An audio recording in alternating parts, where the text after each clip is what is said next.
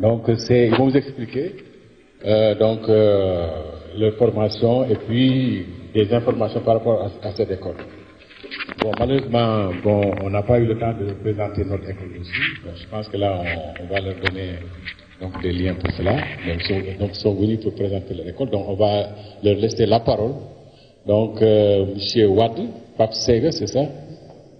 Et Mademoiselle Djemé, Pat Bintou, donc, qui sont là-bas. Donc, je pense qu'il y en a d'autres qui ne sont pas venus. Donc, vous êtes les représentants.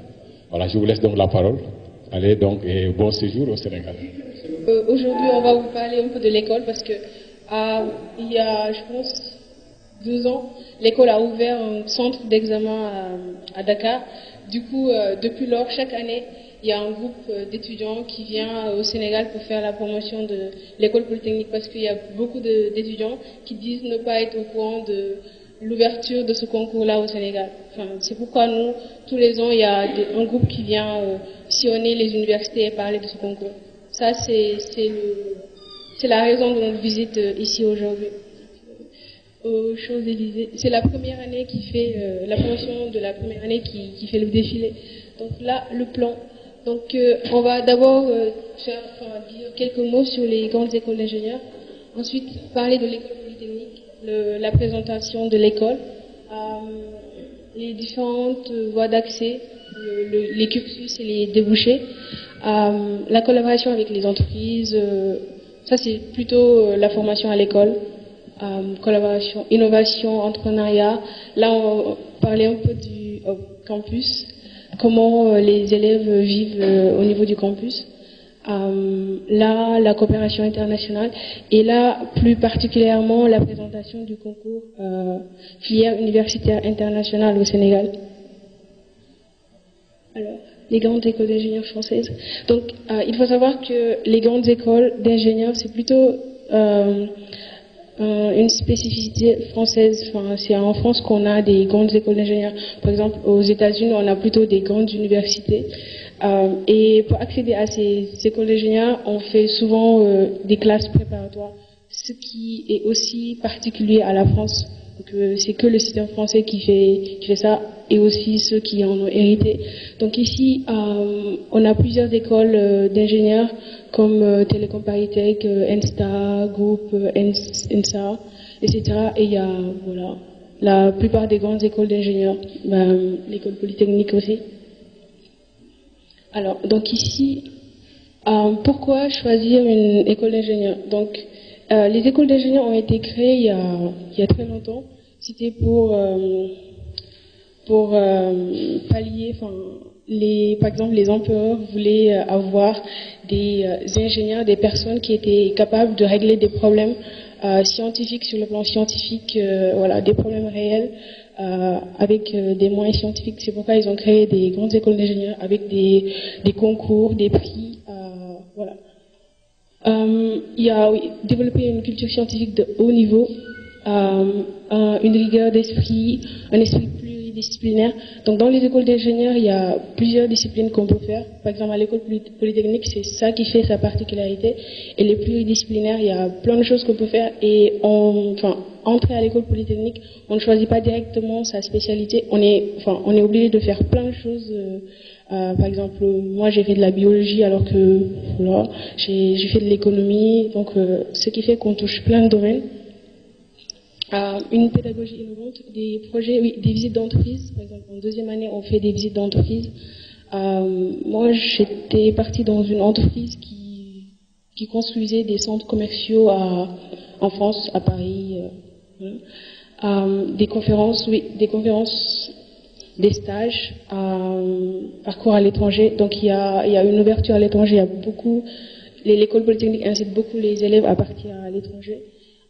L'immersion, donc l'insertion professionnelle, la recherche, Donc l'école polytechnique, elle est un peu différente des autres grandes écoles parce que c'est à la fois une école qui forme des ingénieurs, mais aussi on peut, de l'autre côté, faire aussi un doctorat, un PhD. Donc, alors que dans la plupart des écoles d'ingénieurs, c'est plutôt on forme des ingénieurs et ils sont à même à la sortie d'aller travailler directement dans des entreprises. Et à l'école polytechnique, on peut faire de la recherche. Donc c'est à la fois université et école d'ingénieur. Donc école d'ingénieur en sens où elle est en contact avec les entreprises, voilà. Et université en sens où à la fin, on peut faire de la recherche et il y a des laboratoires au sein de l'école. Alors, donc là, on va parler de l'école polytechnique. Voilà, supérieure de... Ah oui, donc là, c'est un peu l'histoire de l'école polytechnique. Elle a été, oui, donc là, elle a été créée par Napoléon. Et ça, c'est notre devise pour la patrie, les sciences et la gloire. Donc c'est une école militaire là en ce moment, elle est militaire, mais c'est pas comme avant. Le plan militaire n'est pas trop présent, même si on fait la levée de couleurs, on fait des cérémonies militaires, voilà. Mais après, il y a un esprit de cohésion, un esprit militaire au sein de l'école. Donc, elle a été créée en 1794. Après, à un moment, elle a perdu son statut militaire, elle l'a repris. Voilà. Donc, après, au début, elle était à Paris, mais maintenant, plus de 40 ans maintenant, elle est à Palaiseau, c'est dans un grand site. Après, on va vous montrer les sites de l'école polytechnique, qui est plus grand et qui permet aux élèves de pouvoir bien s'épanouir. Et depuis 2014, elle fait partie de l'université Paris-Saclay. Et maintenant, alors, donc, comme l'ESP aussi ici, donc l'école polytechnique fait partie des meilleures écoles en France. Donc c'est la première depuis des années en France. Sur le plan mondial, elle se bat pour avoir une très bonne place. C'est pourquoi, après on va vous en parler, c'est pourquoi elle a créé plein de cursus pour attirer les meilleurs élèves un peu partout dans le monde. Je pense que c'est aussi la raison pour laquelle elle a ouvert ce centre, ce concours au Sénégal.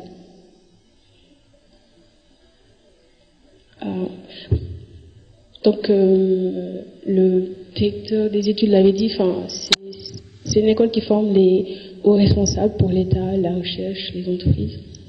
Alors les débouchés. Donc là on voit que à la fin il y a presque 50% qui sont en activité professionnelle et presque 30% qui font du doctorat. Donc ce qui montre que le cursus doctorat aussi occupe une place importante.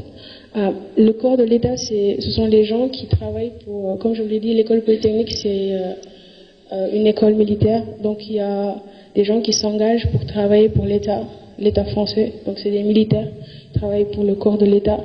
Et la plupart du temps, ce sont des Français. Il n'y a pas beaucoup d'étrangers qui le font, à moins d'être issus de l'Union européenne. Nous, on n'est pas trop concernés. Et la plupart du temps, les ingénieurs travaillent dans l'industrie, le conseil.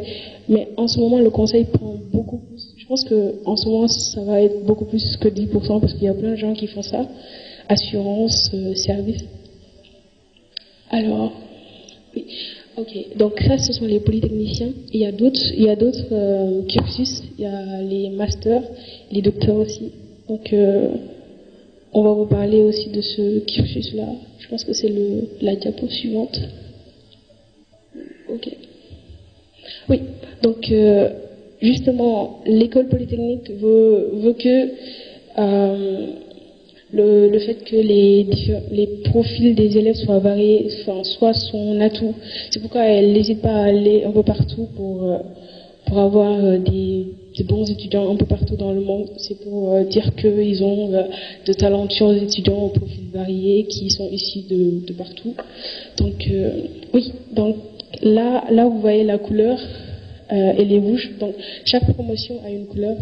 Okay. Il y a deux couleurs, soit rouge, soit jaune. La promotion issue d'une année paire, elle est rouge, et la promotion issue d'une année impaire, elle est jaune. Nous, on est jaune, donc à la remise des diplômes, on portera un truc jaune. Voilà, donc il y a 35% d'étudiants internationaux. Donc là, c'est tout confondu, mais le cycle ingénieur comporte 20% d'élèves étrangers. Donc on est une promotion de 120, donc il y a 120 étudiants étrangers. 65 nationalités, il y a beaucoup de nationalités. Après, les nationalités, il n'y en a pas, par exemple, 1, 2, 3 de tel ou tel pays, il n'y en a pas beaucoup.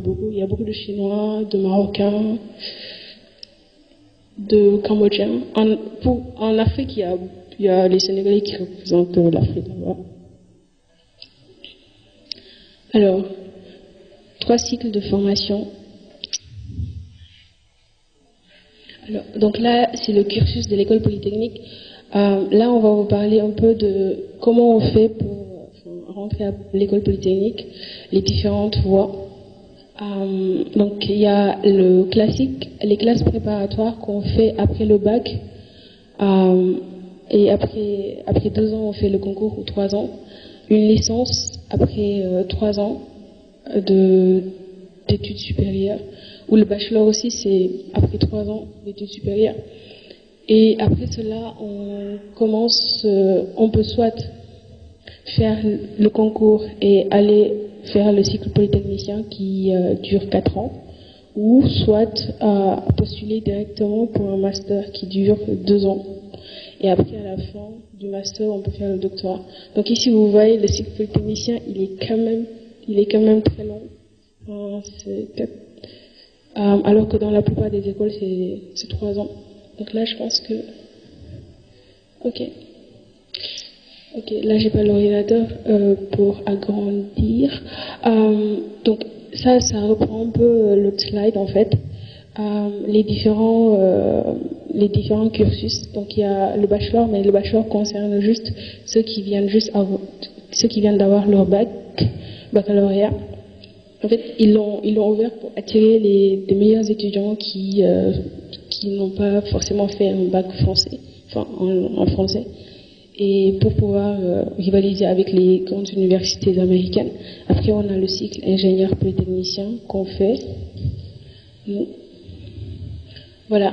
Donc là, on va parler plus particulièrement du cycle ingénieur. Les 4 ans, qu'est-ce qu'on fait pendant les 4 ans à l'école polytechnique? Donc la première année, on fait une formation militaire initiale, vu que c'est une école d'ingénieur, c'est une école militaire, donc on fait une formation initiale de 1 mois dans un camp militaire à la Courtine.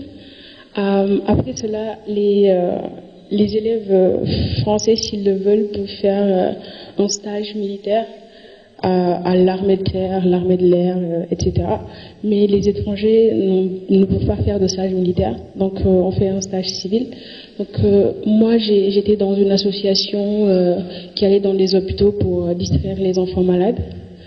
Après cela, donc ça fait 7 mois là, on rentre à l'école en avril.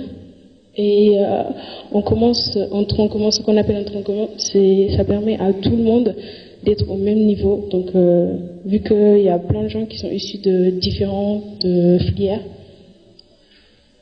Voilà. Donc, en première année, on fait 3 mois de tronc commun avec tout le monde. Donc, on fait tous les mêmes cours. En deuxième année, c'est beaucoup plus libre. Donc, on choisit. Il y a 4 périodes.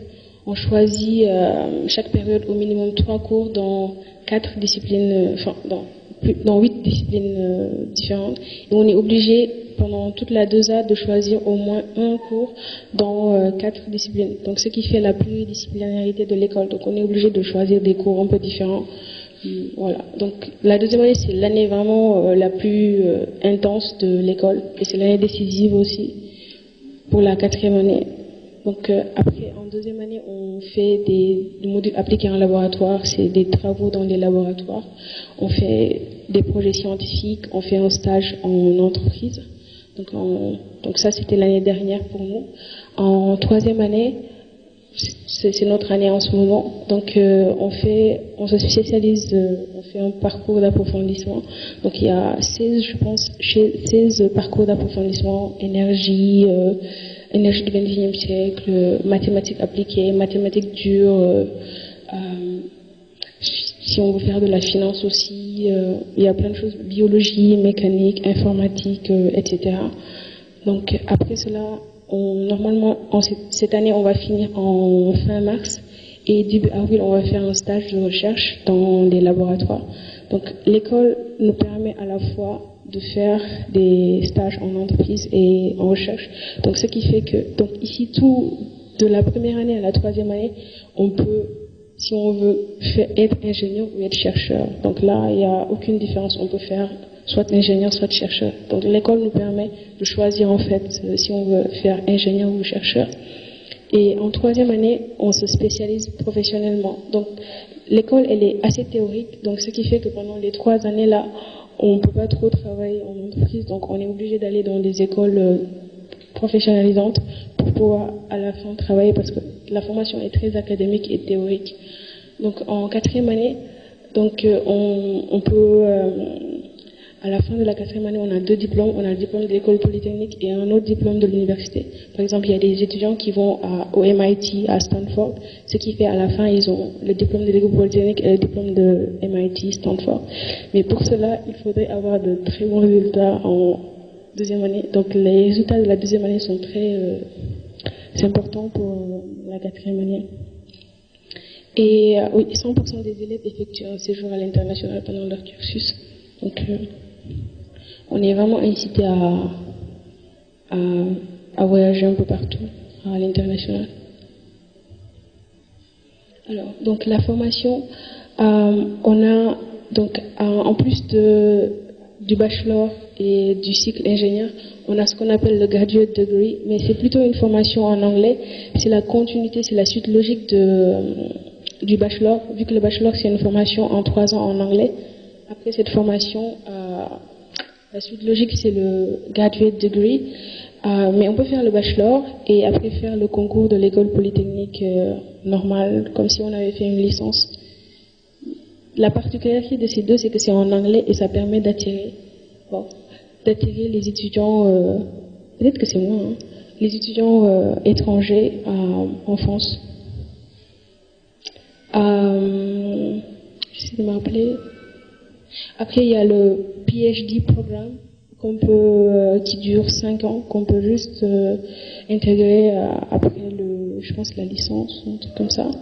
Après, il y a les masters je pense qu'il y a l'école polytechnique a un accord avec l'UCAD qui fait qu'il y a quelqu'un de l'UCAD qui va à l'école polytechnique faire 1 année ou 2 à l'école polytechnique, enfin de l'UCAD qui va au polytechnique pour y faire 1 an ou 2.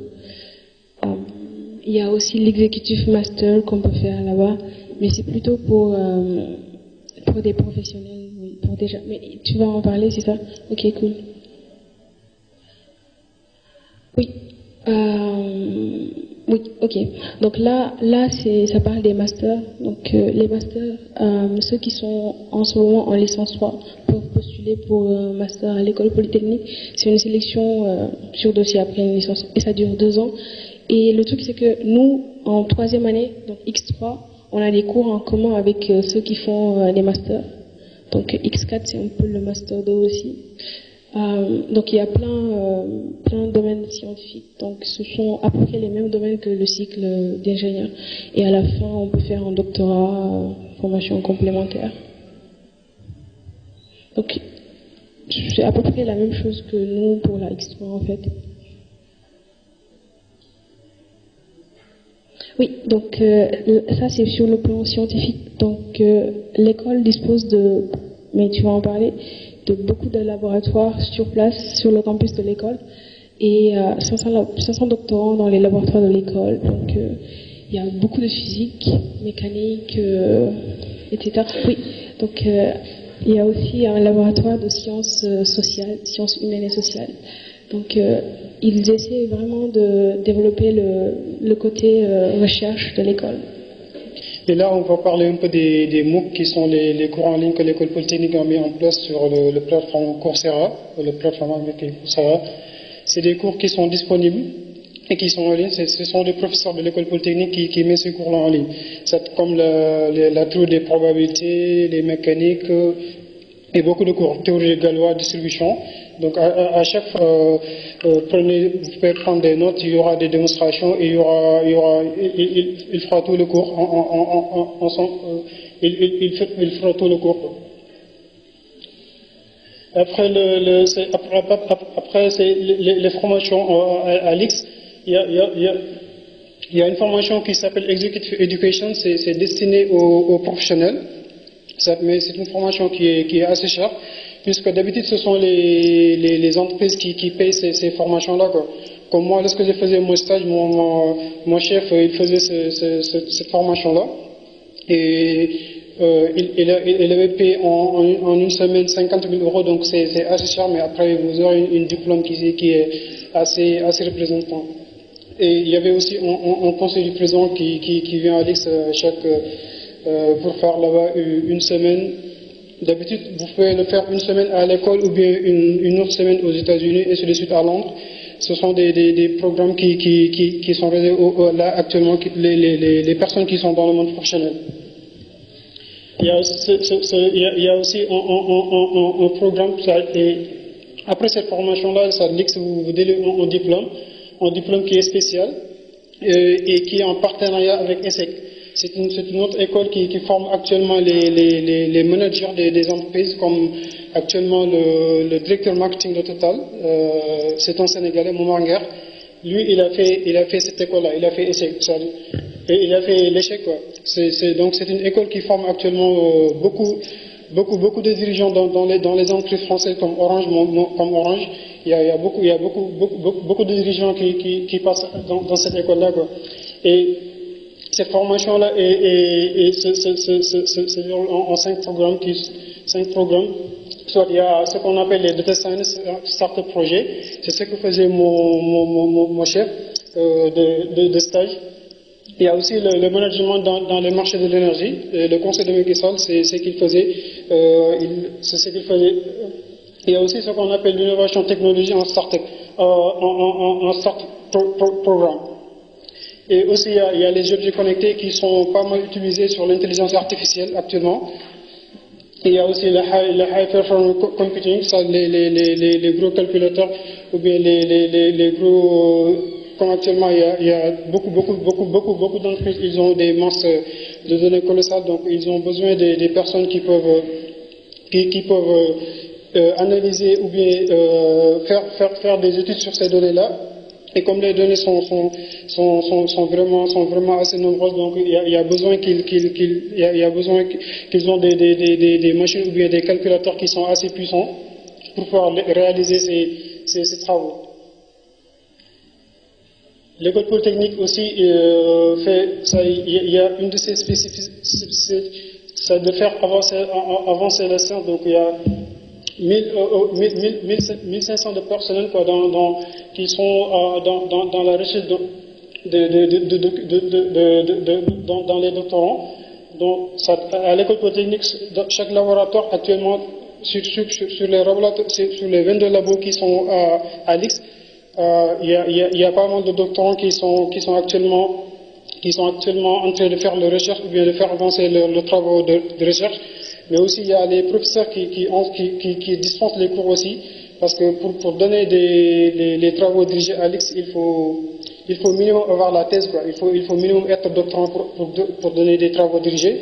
Donc, et cela encourage aussi aux autres profs de faire avancer leur recherche et faire avancer la science éventuellement, quoi. Et pour les laboratoires, il y a des laboratoires de mathématiques appliquées, d'énergie, de la météorologie, et il y a pas mal de labos. Et au total, ça fait 22. Il y a aussi l'école polytechnique aussi un centre de recherche de pointe, dont il y a 8 thématiques interdisciplinaires. En résonance de la société appliquée, il y a la biologie, de la biologie même sur les marchés innovants et les relations de la science de la société, en partenariat avec les départements de la science humaine et sociale. Il y a aussi les matières, il y a pas mal de domaines qui sont spécifiques à cette discipline.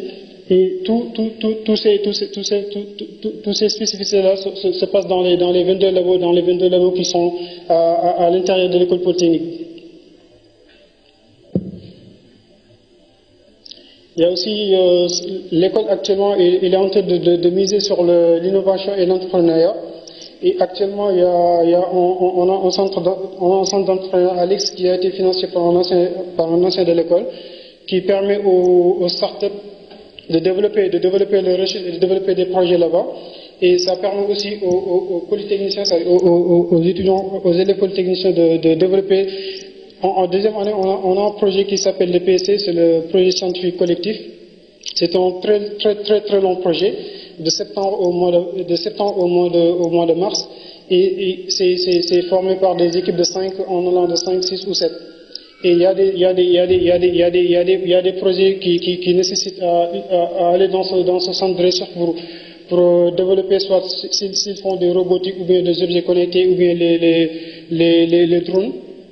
Ils ont besoin, là, vous pouvez faire des imprimantes 3D, vous pouvez faire tout ce que vous voulez et dans le DRAX, et c'est gratuit et c'est open pour les polytechniciens.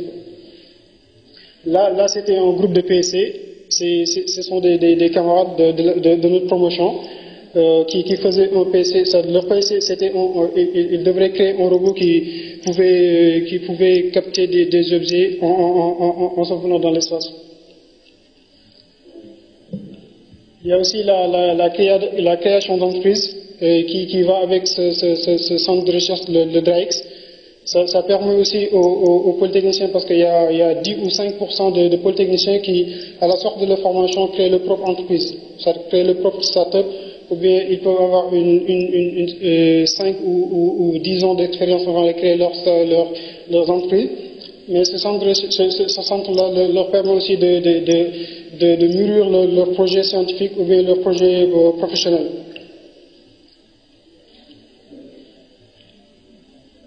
C'était la création d'entreprise qui se passe au niveau du DRAX, centre d'innovation. Là, on va parler de la collaboration de l'X avec les entreprises, parce que l'école polytechnique, il collabore avec beaucoup d'entreprises françaises. Et chaque année, chaque promo, il y a une entreprise française qui parraine la promotion. Notre parrain, c'était FH. Et actuellement, la promo 2016, elle a été parrainée par Orange. Donc, et cela permet aussi aux élèves polytechniciens de ne pas avoir du mal à trouver des stages, puisqu'il y a pas mal de contacts et le réseau il est assez puissant. Donc, si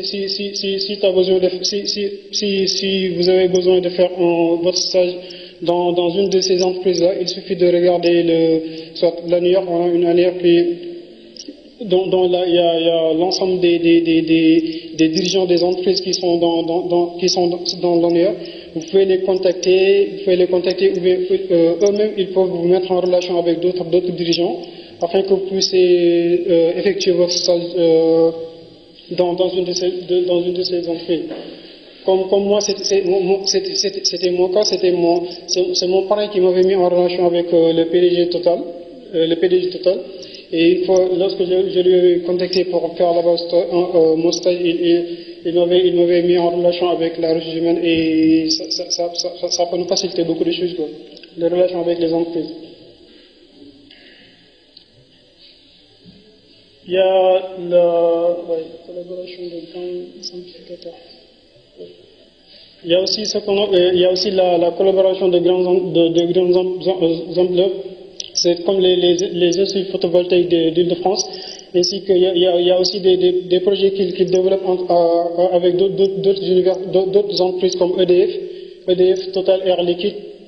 Et ce sont des projets qui permettent aussi, aux X d'aller dans ces entreprises, soit pour faire leur projet de recherche ou bien leur stade de fin d'études, afin de pouvoir préparer leur projet professionnel et personnel aussi. Et là, c'est les relations que l'X a avec le rayonnement international de l'X, les relations que l'X a avec certaines grandes écoles ou bien certaines grandes universités qui sont dans le monde. En Afrique, on n'en a pas actuellement, mais ça commence à se développer petit à petit avec les partenariats entre les universités comme l'UCAD et l'UGB.